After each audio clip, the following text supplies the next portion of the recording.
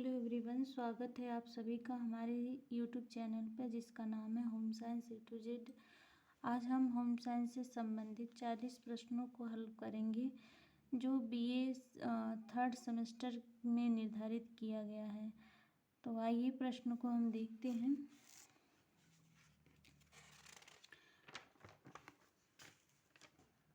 प्रश्न सॉल्व करने से पहले हम बता दें आप सबको कि ये जो प्रश्न है इसका आंसर जो है ये मेरे अकॉर्डिंग बताया जा रहा है, ये कोई ऑफिशियल आंसर की नहीं है। तो मेरे द्वारा ये सही है, इसमें कोई हेर फेर, एक दो प्रश्न में हेर फेर हो सकती है, इसलिए आप इस बात का ध्यान रखें। 100% हम नहीं कह सकते हैं, ये मेरे द्वारा बताया गया है। तो चलिए देखते हैं पहला प्रश्न है किशोरावस्था है दिए गए ऑप्शन के अनुसार जो 13 से 18 वर्ष ही इसमें सही आंसर होगा इसका, क्योंकि 18 से 21 है नहीं। ठीक है, तो दूसरा प्रश्न देखते हैं। आई होप कि आप लोगों को दिख रहा होगा। दूसरा प्रश्न है किशोरावस्था में परिवर्तन होते हैं। ऑप्शन है शारीरिक विकास क्षेत्र में, आत्मनिर्भरता की अवस्था के क्षेत्र में, या उपयुक्त दोनों क्षेत्र में। तो किशोरावस्था का परिवर्तन होता है, किस में होता है? ये शारीरिक विकास के क्षेत्र में होता है। प्रश्न नंबर 3 देखते हैं। पोषक तत्वों की आवश्यकता को प्रभावित करने वाले तत्व हैं। उम्र है, लिंग है, शारीरिक कार्य है, या उपरोक्त सभी। यहाँ तीसरे नंबर प्रश्न का चौथा ऑप्शन सही होगा। प्रश्न संख्या 4 देखते हैं। किशोरावस्था में कैलोरी की मांग होती है। किशोरावस्था में कैलोरी की मांग होती है। तो दिए गए ऑप्शन के अनुसार यहाँ अगर RDA 2020 होता तो इसका ऑप्शन और होता है, यहाँ उत्तर कुछ और होता, लेकिन इस ऑप्शन में ऑप्शन ए सही है, 2450 किलो कैलोरी।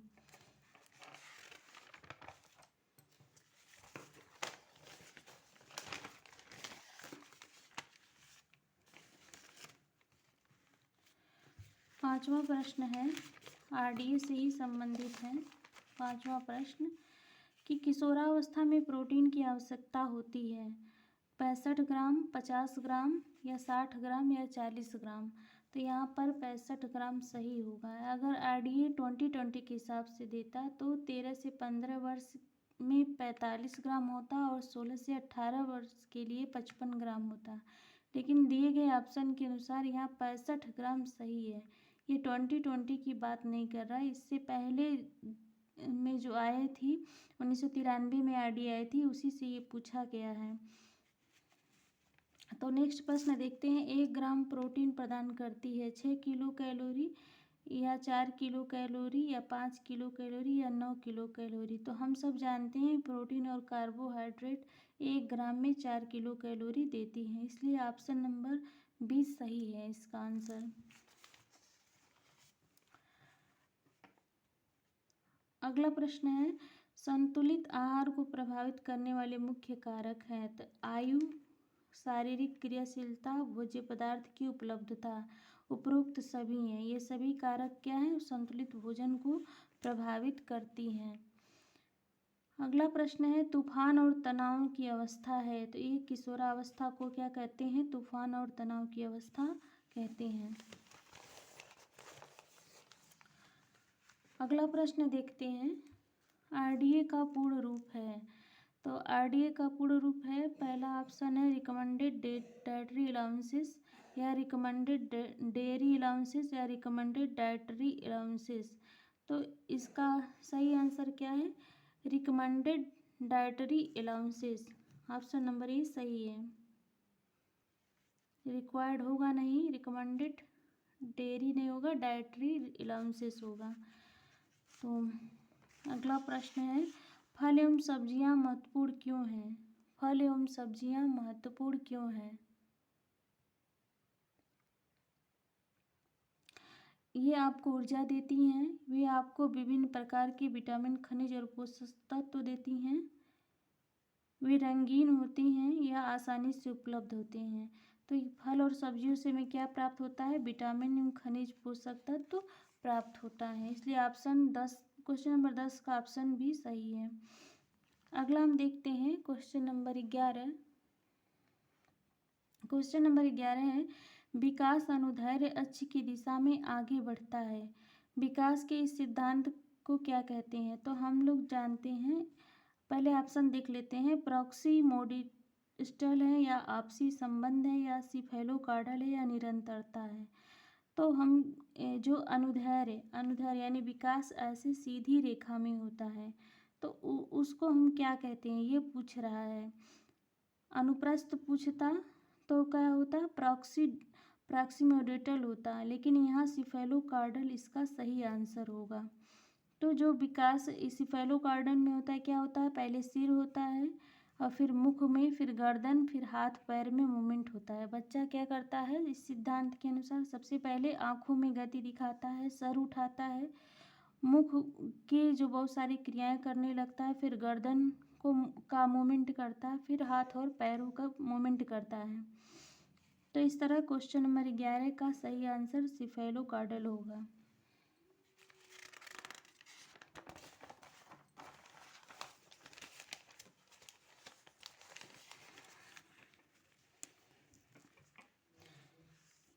प्रश्न संख्या 12 देखते हैं।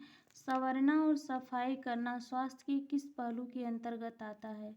तो यानी ग्रूमिंग करना एंड क्लीनिंग करना, ये सब क्या है? शारीरिक स्वास्थ्य के अंतर्गत आता है। यदि हम अपने बालों की सफाई नहीं करेंगे तो क्या होगा? इसमें जुएं वगैरह पड़ने लगेंगे। तो इस तरह से ये क्या है? ये शारीरिक स्वास्थ्य के अंतर्गत आता है। ये प्रश्न DSSB में भी पूछा गया है, काफ़ी इम्पॉर्टेंट प्रश्न है। सरल देखने में लगता है लेकिन कभी कभी गलत हो जाता है। अगला प्रश्न है, निम्नलिखित में से कौन सा मानसिक मंदता का वर्गीकरण के अंतर्गत नहीं आता है? तो आप लोग जानते हैं माइल्ड आता है, मॉडरेट आता है, सीवियर आता है, लेकिन एक्यूट नहीं होता है। तो ये इसका सही आंसर क्या होगा? तीव्र मंदता। यही क्वेश्चन नंबर 13 का सही होगा डी। अगला प्रश्न है कि ऑसिफिकेशन से क्या तात्पर्य है? ऑसिफिकेशन से क्या तात्पर्य है? या त्वचा का लाल होना, हड्डियों का कड़ा होना, या बालों का चिकनापन होना, या उपरोक्त सभी। तो यहाँ इस क्वेश्चन में क्या होगा? ऑसिफिकेशन से तात्पर्य है हड्डियों का कड़ा होना। आप क्वेश्चन नंबर 14 का ऑप्शन भी सही होगा। प्रश्न नंबर 15 आप लोग को दिख रहा है? हाँ, दिख रहा है। पूर्व बाल्यावस्था में सामाजिक व्यवहार के मानक हैं। ये क्या कह रहा है?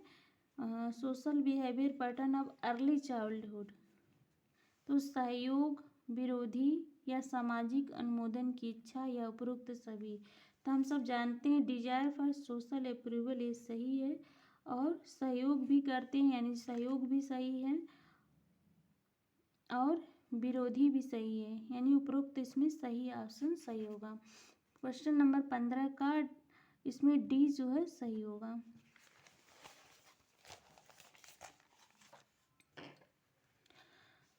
प्रश्न संख्या 16 देखते हैं। दीवा स्वप्न अवस्था है। कौन सी अवस्था को दीवा स्वप्न की अवस्था कहते हैं? तो किशोरावस्था क्या है? दीवा स्वप्न की अवस्था है। विद्यार्थियों का भाव, ये सी ऑप्शन सही है। विद्यार्थियों का भावनात्मक समायोजन प्रभावी होता है। जो विद्यार्थी होते हैं वो कक्षा में भावनात्मक समायोजन करते हैं, वो कैसे प्रभावित होता है? इनका व्यक्तित्व निर्माण में भी सहायक होता है, कक्षा में व्यवहार में भी, अनुशासन बनाए रखने में, यानी ऑप्शन नंबर डी सही है। क्वेश्चन नंबर 17 का आंसर डी सही है।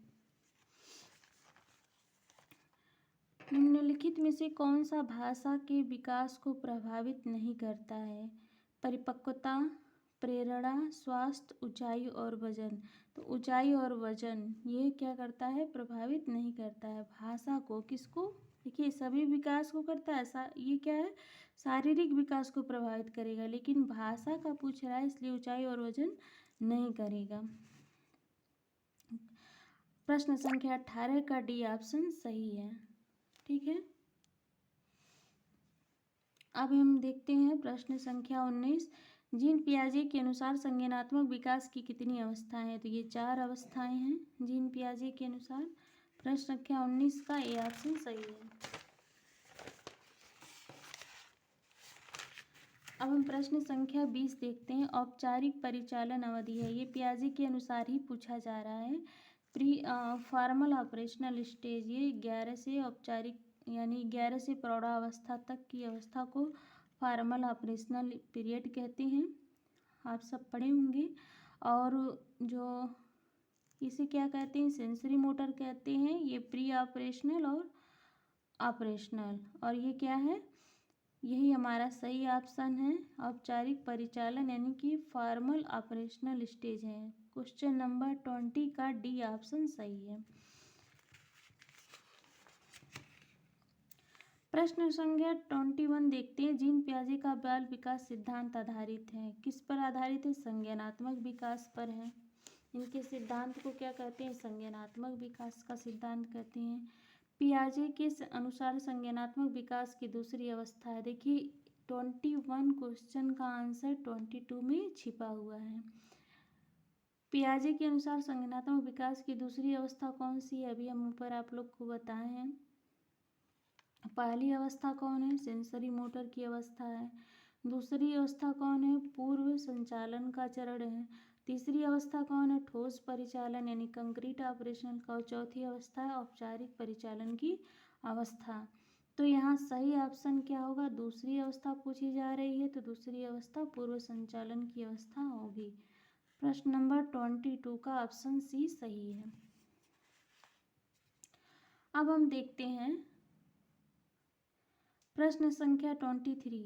शारीरिक, मानसिक और व्यक्तित्व विकास की मूल नींव किसके काल में रखी गई है? मतलब शारीरिक विकास, मानसिक विकास, व्यक्तित्व विकास, ये किस अवस्था में होती है? तो ये चाइल्डहुड में होती है, बचपना अवस्था में होती है। यदि अगर हम यही भाषा विकास की बात करते हैं या सामाजिक या सांवेगिक विकास की बात करते तो ये शैशव अवस्था होता, लेकिन यहाँ पर ऑप्शन नंबर सी सही है। प्रश्न संख्या 24 देखते हैं। आप लोग को विजुअल हो रहा है। स्टूडेंट आज पीडीएफ नहीं बना पाए हैं, तो मैं ऐसे ही आप लोग को ये देने के लिए कोशिश कर रही हूँ। तो यदि आप लोग को ये सेशन अच्छा लग रहा हो तो वीडियो को प्लीज़ लाइक कर दीजिएगा और एक सब्सक्राइब कर दीजिएगा। वो क्यों? क्योंकि आपका एक सब्सक्राइब हमें मोटिवेट करेगा नेक्स्ट वीडियो बनाने के लिए, और मुझे अच्छा लगेगा, मैं ये जान पाऊँगी कि आप लोग को ये वीडियो अच्छा लगा है, तो मैं आगे नेक्स्ट कुछ और अच्छा करने का प्रयास करूँगी। Okay, so let start. Next question देखते हैं। कह रहा है प्रश्न संख्या 24। शिक्षार्थी के विकास के किस चरण में अवधारणा अधिगम को बढ़ावा देने की प्रचुर गुंजाइश है? यह कह रहा है कि जो अगर हम कंसेप्ट डेवलप करना हो, हमें क्या करना हो, यहाँ पे लिखा भी है, कंसेप्ट डेवलप करना हो तो हम किन विद्यार्थियों पे कर सकते हैं? हमने पढ़ा भी है पियाजे के अनुसार कि जब कंक्रीट अवस्था में बच्चे पहुंच जाते हैं तो क्या करने लगते हैं? वे तर्क करने लगते हैं, और जब तर्क करने जान जाएंगे तभी क्या होगा? अवधारणा का विकास होगा। तो ये कौन सी अवस्था होगी? किशोरावस्था होगी। इसमें सही ऑप्शन क्या है? किशोरावस्था। यहाँ पे क्या होगा? हमें अवधारणा डेवलप करने की गुंजाइश होगी, हम यहाँ कर सकते हैं। वैसे विकास की बात हो तो शैशवावस्था में होगा, लेकिन जब कंसेप्ट की बात हो रही है, अवधारणा विकास की बात हो रही है, तो सबसे अधिक कहाँ होगा? किशोरावस्था में होगा। निम्नलिखित में से कौन सा कारक एक स्वस्थ व्यक्ति के लिए आवश्यक है? निम्नलिखित में से कौन सा कारक एक स्वस्थ व्यक्ति के लिए आवश्यक है? तो टीकाकरण, संतुलित आहार या व्यक्तिगत स्वच्छता, यानी सभी, उपरोक्त सभी। क्वेश्चन नंबर 25 का डी ऑप्शन सही होगा। नेक्स्ट प्रश्न है, आरडीए की तालिका ICMR निम्न 2020 के अनुसार प्रति 2000 किलो कैलोरी फाइबर की दैनिक आवश्यकता मानी गई है।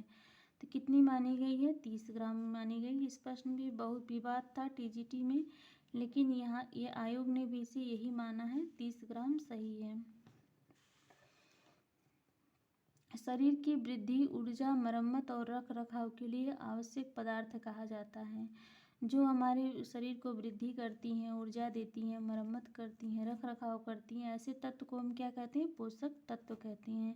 ऑप्शन ये सही होगा। और पोषक तत्व के अंतर्गत कार्बोहाइड्रेट भी आता है, कैलोरी आता है, फैटी एसिड आता है, इसलिए 27 का ए ऑप्शन सही होगा।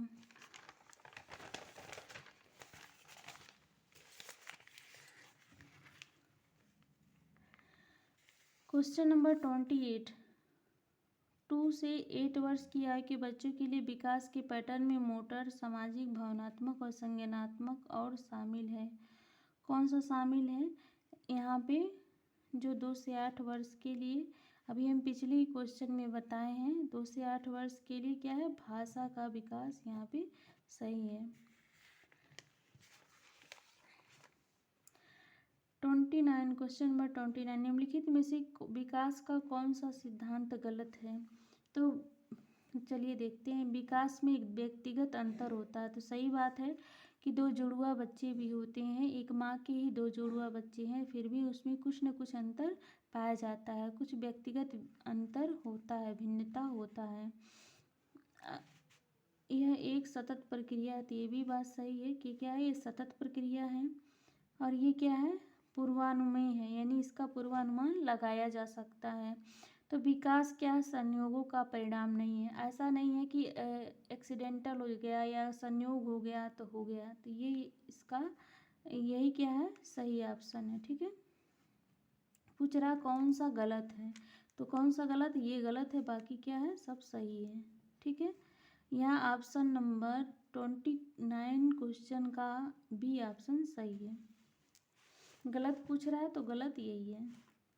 निम्नलिखित में से कौन किशोरावस्था का दूसरा नाम नहीं है?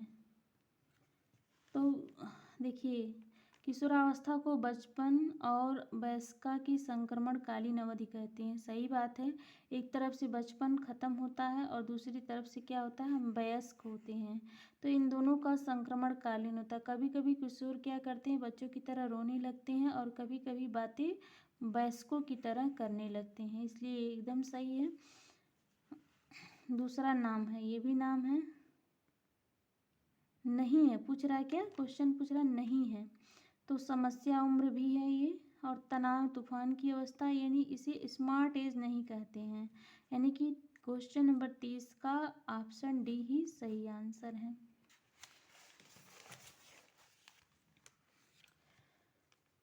स्टूडेंट 31 क्वेश्चन है, विकास का क्या अर्थ है?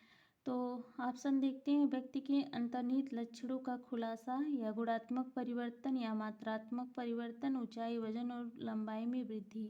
तो जो विकास होता है वो क्या होता है? गुणात्मक परिवर्तन होता है, और वृद्धि जो होती है वो क्या होती है? उसमें मात्रात्मक परिवर्तन होता है। लेकिन जो विकास होता है वो क्या होता है? गुणात्मक परिवर्तन है। तो 31 का ऑप्शन भी सही है। पूछ रहा है कि पूर्व बाल्यावस्था में अस्थायी दांतों की संख्या होती है, कितनी होती है? तो 20 दांत होते हैं, ऑप्शन बी सही है। क्यों? पूर्व बाल्यावस्था 2 से 6 वर्ष की अवधि होती है, और इसी समय क्या होता है? बच्चों के जो दांत निकलते हैं वो 20 दांत होते हैं, और यही अस्थायी दांत होते हैं। यहाँ प्रश्न को फंसाया है केवल पूर्व बाल्यावस्था दे करके। अस्थायी दांतों की जो होते हैं वो पूर्व बाल्यावस्था तक ही निकल जाते हैं। WHO का पूर्ण रूप है वर्ल्ड हेल्थ ऑर्गेनाइजेशन, ओरिएंटेशन नहीं, वर्ल्ड हेल्थ ऑर्गेनाइजेशन। यहाँ ऑप्शन सी सही है। ठीक है, क्वेश्चन नंबर 33 का ऑप्शन सी सही है। क्वेश्चन नंबर 34 देखते हैं। निम्नलिखित में से किसे स्थूल पोषक तत्व कहा जाता है? तो स्टूडेंट, हम लोग जानते हैं जो हमारे न्यूट्रिएंट्स होते हैं, जो पोषक तत्व होते हैं, तो कुछ पोषक तत्व हम क्या करते हैं? अधिक मात्रा में ग्रहण करते हैं, और कुछ क्या करते हैं? कम मात्रा में लेते हैं। तो मैक्रो का जो मतलब क्या है, अधिक मात्रा में, और जो माइक्रो होगा यानी कि कम, यानी सूक्ष्म, सूक्ष्म रूप में लेंगे। तो स्थूल रूप में पूछ रहा है यानी कि अधिक लेते हैं। तो हम ये जानते हैं कि कार्बोहाइड्रेट, प्रोटीन और वसा की मात्रा हम अधिक लेते हैं किसके अपेक्षा, खनिज लवण और विटामिन की अपेक्षा। तो यहाँ पे ऑप्शन सी ही सही होगा, ठीक है, क्योंकि इसमें खनिज लवण आ जा रहा है, तो यही ऑप्शन सी होगा। 34 का ऑप्शन सी सही होगा।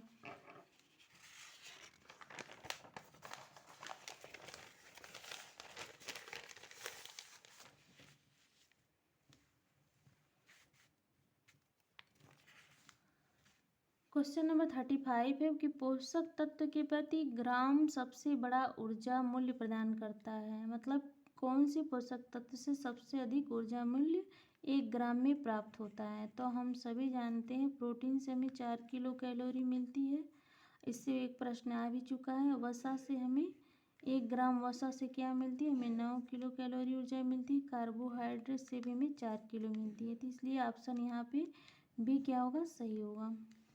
35 का बी। प्रश्न है मध्यम रूप से सक्रिय और औसत वयस्क की दैनिक आहार आवश्यकता लगभग है। यानी कि जो मध्यम क्रियाशील व्यक्ति होते हैं उनकी कैलोरी मांग क्या है, दिए गए ऑप्शन के अनुसार 25 यानी 2500 किलो कैलोरी सही होगा। प्रश्न संख्या 37 देखते हैं। खाद्य पदार्थों की लागत और हम कितना खर्च कर सकते हैं पर निर्भर है। तो हमारे बजट पे निर्भर है, खर्च पे तो है नहीं, बचत पे है नहीं, कुल कीमत पे है नहीं। तो हम जितना खर्च करते हैं यानी हमारा जो बजट होता है उसी के अनुसार हम खर्च करते हैं। प्रश्न संख्या देखते हैं, एक सेकेंड, क्या 38। लिंग, आयु, शरीर आकार, गतिविधि का स्तर और स्वास्थ्य की स्थिति पर निर्भर करता है। किस पर निर्भर करता है, पोषण पर निर्भर करता है। यानी पोषण को ये सारी चीज़ें क्या करती हैं, प्रभावित करती हैं। यहाँ 38 का ऑप्शन सी सही होगा। नेक्स्ट प्रश्न है, विजुअल हो रहा है, किस अवस्था में बालक नाम पुकारने पर उत्तर देता है। तो स्टूडेंट मेरे हिसाब से यहाँ ऑप्शन 6 माह होगा। इसमें मुझे थोड़ा डाउट है, आप लोग और भी कहीं से क्लियर कर लीजिएगा कि 6 माह में बच्चे बुलाने पर पलट कर देखने लगते हैं, इशारे करने लगते हैं। प्रश्न संख्या 40 है और यही आज के सेशन का लास्ट प्रश्न है। नवजात शिशुओं में प्रोटीन की आवश्यकता होती है तो कितनी होती है,